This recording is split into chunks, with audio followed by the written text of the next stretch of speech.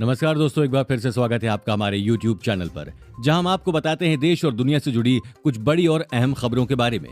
दोस्तों, मौसम ने अपना कहर बरपाना फिर से शुरू कर दिया है। इस राज्य में बादल फटने से काफी तबाही हुई है। इसके अलावा कोरोना संकट के बीच आज केंद्र सरकार द्वारा कुछ अहम फैसले लिए गए हैं, जिसे जानना आपके लिए बेहद जरूरी है। प्रधानमंत्री की इस योजना से किसानों के खाते में इस दिन किश्त जारी कर दी जाएगी, जिसके बारे में हम आपको आज की वीडियो में विस्तार से बताएंगे।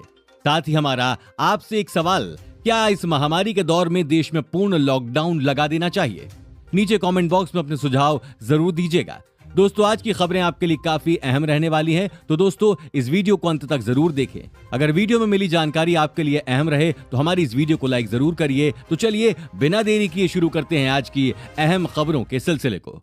इस राज्य में सुबह 5 बजे से सख्त लॉकडाउन का आदेश।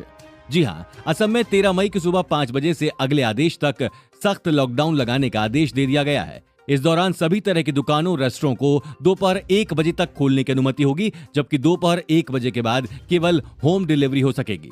लॉकडाउन के दौरान सभी साप्ताहिक बाजार 15 दिन तक बंद रहेंगे। ये फैसला राज्य में लगातार बढ़ते कोरोना संक्रमण को देखते हुए लिया गया है। अगली बड़ी खबर में देश में नहीं थम रहा कोरोना कहर। जी हां, पिछले 24 घंटों में सामने आए 3,48,421 नए कोरोना केस, जबकि एक दिन में 4,205 संक्रमितों की जान चली गई है। हालांकि 3,55,338 लोग कोरोना से ठीक भी हुए हैं। एक दिन में मौतों की संख्या में ये सबसे ज्यादा है। इससे पहले 7 मई को 4,187 संक्रमितों की मौत हुई थी। साथ ही राष्ट्रीय राजधानी में मुफ्त में नहीं मिलेगा राशन, सीएम का वादा निकला झूठा। जी हां, देश की राजधानी दिल्ली में मई का राशन मुफ्त नहीं बल्कि सामान्य दरों पर ही मिलेगा। खाद्य आपूर्ति विभाग ने कार्ड धारकों से राशन की तय कीमत वसूलने का आदेश जारी किया है।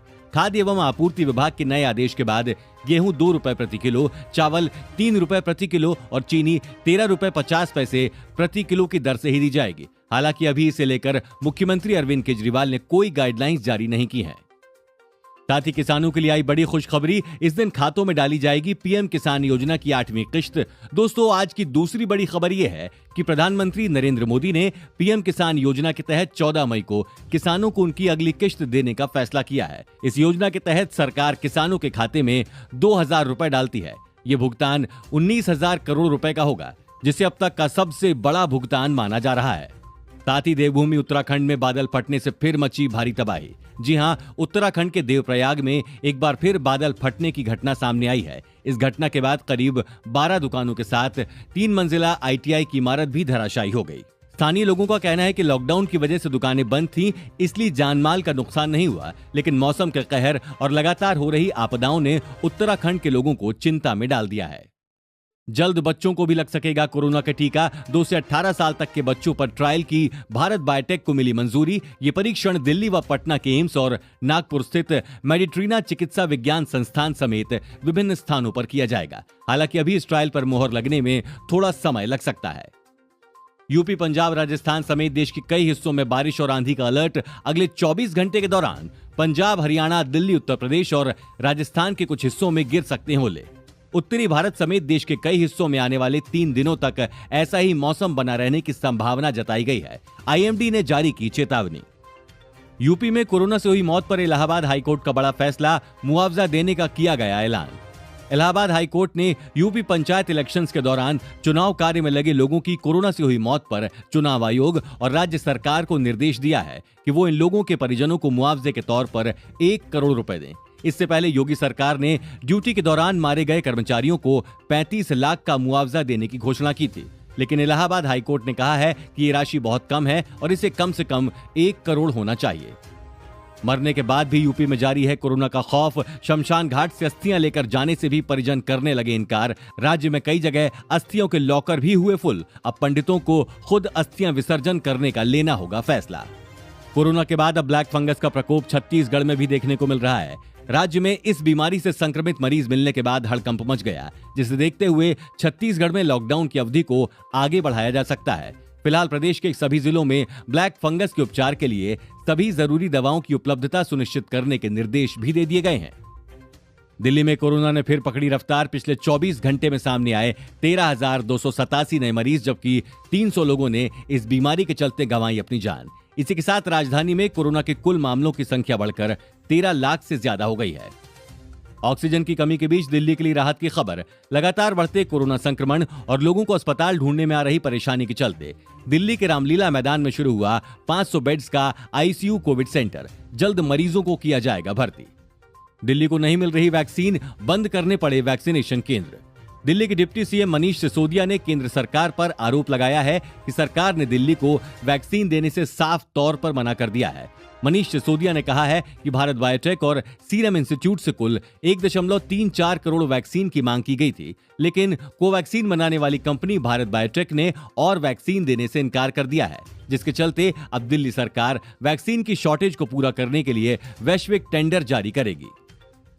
अगली बड़ी खबर में पीएम किसान खाता धारकों को बड़ा तोहफा। अगर आप पीएम किसान योजना में खाता धारक हैं तो आपका सीधे तौर पर रजिस्ट्रेशन पीएम किसान मानधन में भी हो जाएगा, जिसके तहत किसानों को हर 4 महीने में 2000 रुपए की किश्त के साथ 60 साल की उम्र के बाद हर महीने 3000 रुपए मंथली पेंशन भी मिलेगी।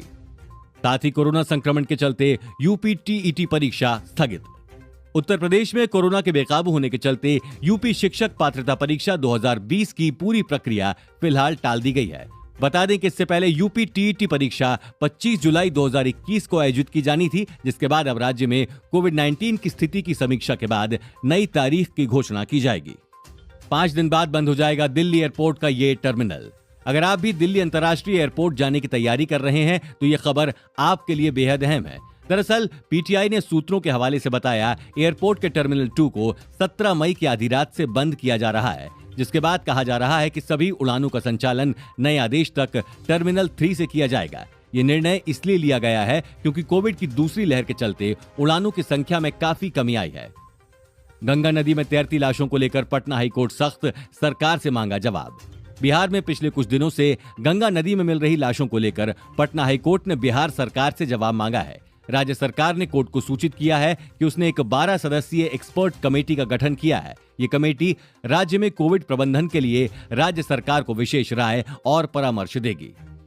सोनू सूद ने चीन के बाद फ्रांस से ली मदद। चीन के बाद अब फ्रांस से भी मंगवाए ऑक्सीजन प्लांट्स। ये सभी प्लांट्स ऑक्सीजन की कमी को दूर करने के लिए मंगवाए गए हैं, जिसके बारे में जानकारी सोनू सूद ने एक स्टेटमेंट जारी करके दी है। इसके अलावा सोनू सूद लगातार पिछले 1 साल से प्रवासी मजदूर और इस वायरस से संक्रमित मरीजों की मदद कर रहे हैं।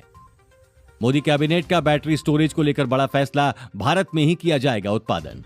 कैबिनेट ने बैटरी स्टोरेज उत्पादन को बढ़ावा देने के लिए 18,100 करोड़ रुपए के प्रोडक्शन लिंक इंसेंटिव को आज मंजूरी दे दी। केंद्रीय मंत्री प्रकाश जावड़ेकर ने इस बात की घोषणा की। देश में बैटरी का उत्पादन बढ़ने से कई चीजों को फायदा मिलने का अनुमान लगाया जा रहा है। सोने और चांदी के दाम में गिरावट लगातार जारी। भारतीय बाजार में लगातार दूसरे दिन सोने के दाम में गिरावट दर्ज की गई है। एमसीएक्स पर सोना वायदा 0.18% गिरकर 47,548 रुपए प्रति 10 ग्राम, जबकि चांदी वायदा 0.60% गिरकर 71,500 रुपए प्रति किलोग्राम पर पहुंच गई। अगर देखा जाए तो अगस्त से अब तक गोल्ड के दाम में करीब 9,000 रुपए की गिरावट आई है। बिहार में एमबीबीएस पास 2,580 डॉक्टरों को मिलेगी नौकरी। ये सभी एमबीबीएस डॉक्टर्स ग्रामीण इलाकों में किए जाएंगे तैनात। जी हां, डॉक्टरों को प्रत्येक महीने 65,000 रुपए का मानदेय मिलेगा। कोरोना महामारी को देखते हुए सरकार ने ये कदम उठाया है।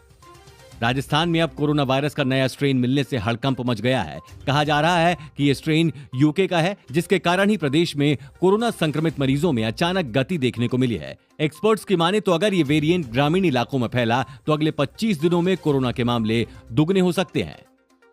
कांग्रेस ने की जरूरी चीजों से जीएसटी हटाने की मांग। ममता बनर्जी के बाद अब कांग्रेस ने भी जरूरी चिकित्सा उपकरणों से जीएसटी हटाने की मांग की है। कांग्रेस की ओर से दावा किया गया कि अगर टीकों, ऑक्सीजन सांद्रक और रेमडेसिविर इंजेक्शन से जीएसटी हटा ली जाए तो जनता एवं राज्य सरकारों को 6,000 करोड़ रुपए का वार्षिक फायदा होगा। गूगल पे यूजर्स के लिए खुशखबरी, अब अमेरिका से भारत और सिंगापुर कर सकेंगे पैसा ट्रांसफर। जी हां दोस्तों, सही सुना आपने, गूगल पे इस्तेमाल करने वालों के लिए ये बड़ी खबर है। अब भारत में किसी भी जगह से ये ट्रांजैक्शन किया जा सकेगा। ये ट्रांसफर वाइज और वेस्टर्न यूनियन कंपनियों के माध्यम से किया जाएगा। इजराइल में बने युद्ध जैसे हालात, इजराइल विरोधी संगठन हमास के कब्जे वाले गाजा ने दागे 1000 से ज्यादा रॉकेट। इजराइल भी दे रहा है जवाब। खबर लिखे जाने तक 35 फलस्तीनियों की मौत, 5 इजरायली मारे गए। दोस्तों, आज की वीडियो में इतना ही। अगर आपको हमारी वीडियो पसंद आई तो उसे लाइक जरूर करिए। साथ ही हमारे चैनल को सब्सक्राइब करना ना भूलें, ताकि हम आपके लिए हर रोज ऐसी ही अहम खबरें लेकर आते रहें।